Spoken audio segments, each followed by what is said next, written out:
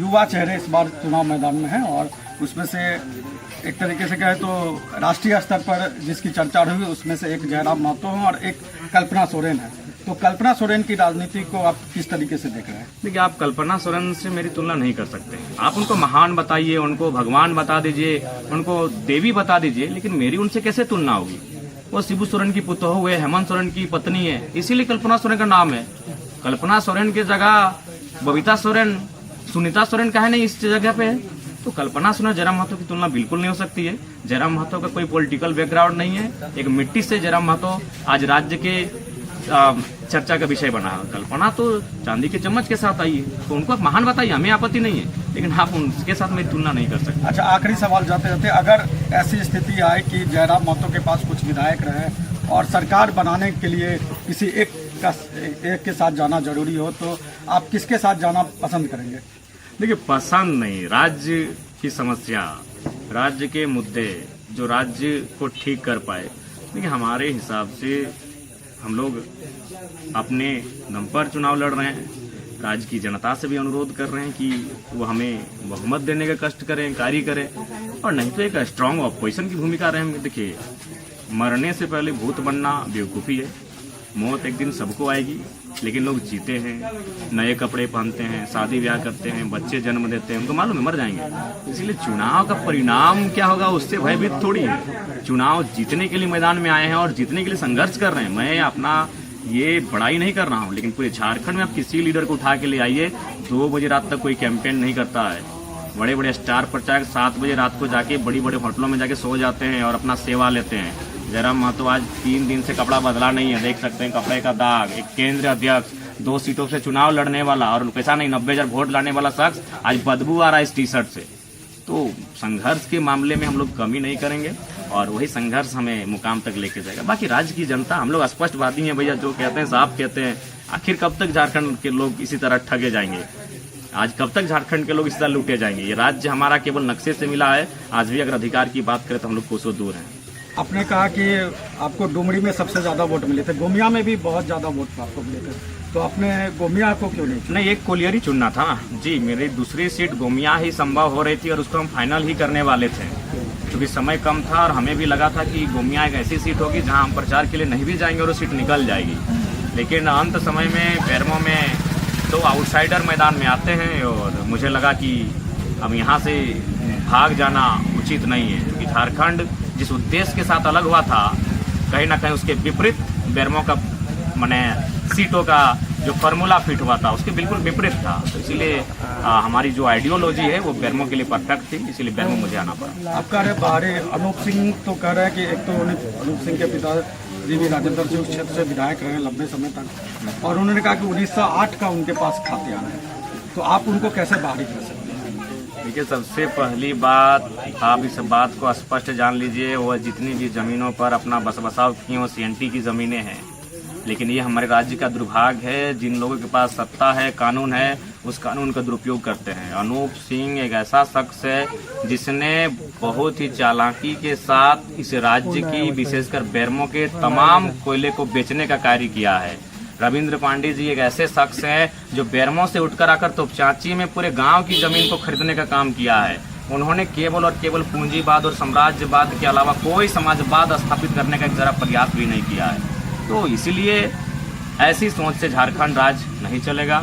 झारखंड समान वितरण से चलेगा, सामाजिक न्याय से चलेगा। और बेरमो में फिलहाल एक माहौल ऐसा है कि अगर आज बेरमोवासी सही से चयन नहीं करते हैं तो आने वाला दिन तो झारखंड के मूलवासी जिसे कहते हैं, वे लोग शायद बाजार में, चौक चौराहों में, कोलियरियों में स्वाभिमान से नज़र उठा तक नहीं पाएंगे। ऐसा लगता है कि आप NDA के प्रति थोड़ा सा सॉफ्ट है, इसलिए मैं कह रहा हूँ, ये मैं नहीं कह रहा हूँ, ये लोग भी कहते हैं कि आपने बागमारा की, कहते कि बागमारा सीट से लड़ेंगे, तो बागमारा सीट को आपने छोड़ दिया, आप बेरमो की सीट पर। बेरमो इसलिए कि वो दोनों आउटसाइडर हैं, सीधा बात, पूरा राज्य जाने। बेरमो में 2 ऐसे लोग हैं जो जिनका राज्य बनाने में कोई योगदान नहीं है। बागमारा में जो दोनों प्रत्याशी झारखंड के ही हैं और बेरमो में जो दोनों हैं आउटसाइडर हैं। तो इसीलिए मेरा वहाँ जाना परफेक्ट प्लेटफॉर्म था मेरे लिए। अगर वहाँ योगेश्वर महतो बाटुल को अगर टिकट बीजेपी से देती तो फिर हम उस सीट को छोड़कर हम या मांडू या फिर गोमिया की ओर रुख करते, लेकिन दोनों आउटसाइडर आ गए तो ये कोई भी एक स्वाभिमानी झारखंडी कतई अब बर्दाश्त नहीं करेगा कि इसी प्रकार से झारखंडी को चला जाए। हमारे बाप दादा झारखंड को अलग करेंगे मर के मिट के, और यहाँ से विधायक बनेंगे, संजय सेठ सांसद बनेंगे, मंत्री बनेंगे, जयंत सिन्हा, राज सिन्हा, बिरंची नारायण, पूर्णिमा नीरज सिंह, अनूप सिंह, समरी लाल। तो ये मेरे हिसाब से झारखंड की स्वाभिमान को एक तरफ से चुनौती है और झारखंड की अस्मिता को कहीं ना कहीं किसी पिंजरे में कैद करने की तैयारी है। अच्छा, कुछ जो आपने टिकट के बदलाव किए, तो इसके पीछे क्या सोच रहे हैं कि टिकटों का बदलाव क्यों किया गया? क्या आपके, क्योंकि आपने जो लोकसभा चुनाव के अपने अनुभव बताए, तो उसमें आपने बताया कि बूथ स्तर पर या बूथ मैनेजमेंट आपका बेहतर नहीं था। तो लोकसभा से विधानसभा चुनाव के दौरान आपने किस तरह की चुनावी रणनीति में अपने बदलाव किया है? देखिए, चुनावी रणनीति में हम लोगों ने काफ़ी कुछ सीखा। कैडर्स को तैयार किए, बूथ मैनेजमेंट तैयार किए, और लगातार हम लोग कैडर्स के साथ वार रूम में बैठकर परिचर्चा करते हैं चुनाव को जीतना कैसे है। तो लोकसभा से हम लोग बहुत कुछ सीख कर आए हैं, जिसका झलक विधानसभा में देखने को मिलेगा। अच्छी सूझबूझ रखने लगे हैं। इस बार वो मूड में है कि जिस प्रकार हर चीज़ें अपडेट होती हैं, समय के साथ बदलता है, इस बार राजनीति में भी बदलाव होना चाहिए। जो लोग अभी तक नेपोटिज्म की पॉलिटिक्स करते आ रहे हैं, कैपिटलिज्म की पॉलिटिक्स करते आ रहे हैं, उन्हें आराम दिया जाए, और नए यूथ जो सामाजिक न्याय, सोशल जस्टिस की बात करे, सोशल जस्टिस के पक्षधर हों, उन्हें एक मौका मिले, उन्हें काम करने का अवसर मिले। ये मुझे लग रहा है, जहाँ जहाँ मैं प्रचार में जा रहा हूँ, लोगों से मिल रहा हूँ, ये संदेश स्पष्ट दिख रहा है। आपने 2 सीटों का चयन किया और दोनों सीटें जो है वो एक तरीके से कहे तो इंडिया गठबंधन की सीटें हैं। तो आपने उन दोनों सीटों का चयन क्यों किया? और दूसरी बात की, वो दोनों सीटें जो हैं वो परंपरागत तरीके से, जैसे एक राजेंद्र सिंह का बेरमुख को देखें तो राजेंद्र सिंह का परिवार है, दूसरी तरफ जगन्नाथ महतो का परिवार है। तो आपने इंडिया अलायंस के ही दोनों सीटों का चयन क्यों किया और एनडीए के किसी सीट का चयन क्यों नहीं किया? लोकसभा में तो हमने सारी सीटों को एनडीए के खिलाफ ही चयन किया था। अब राज्य में जिनकी सरकार है तो वो सामने दिखेंगे ही। लोकसभा में तो किसी ने सवाल हमसे नहीं किया कि आप जिन सीटों पे प्रत्याशी दिए हैं, हजारीबाग, रांची, धनबाद, आप खुद गिरिडीह, वो एनडीए की आप सीटें हैं, आप इंडिया के खिलाफ क्यों नहीं लड़ रहे हैं? तो देखिए, ये चुनाव है। लोकसभा में हम किसी और के सामने थे, विधानसभा में हमारी सीटें किसी और के सामने हैं। हम अगला को नहीं देखते, हम अपने आप को देखते हैं कि हम वहाँ कहाँ बेहतर करेंगे। और जहाँ तक पारंपरिक सीट की बात है, पारंपरिक का मतलब ही होता है कि राजतंत्र। क्यों पारंपरिक रहेगा भाई? किसी का कोई सीट पुश्तैनी नहीं है। लोकतांत्रिक देश में ये शब्द होना ही नहीं चाहिए कि किसी की पारंपरिक सीट है।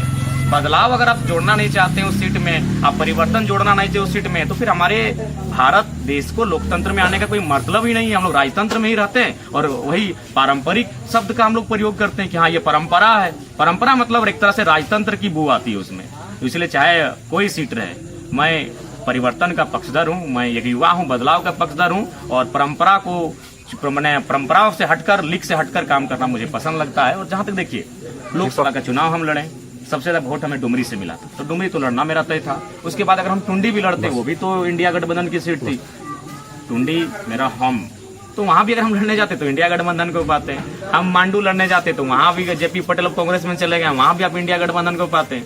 तो ऐसा नहीं है, हम लोग अपनी पार्टी का भविष्य देखेंगे, क्योंकि हमारी पार्टी फिलहाल जनता की विश्वास है। हम इंडिया और एनडीए की चिंता क्यों करें भाई? आपने 24 साल राज्य को चलाया, आपको क्या करना था, नहीं करना था, कैसे चलाना था, ये आपने राज्य के सामने अपने आप को प्रेजेंट किया है। तो इसलिए हम लोग अपनी पार्टी को लेकर सोच रहे हैं, अपनी पार्टी से जो लोगों की आस्था जुड़ी है उसको लेकर हम लोग चिंतित हैं।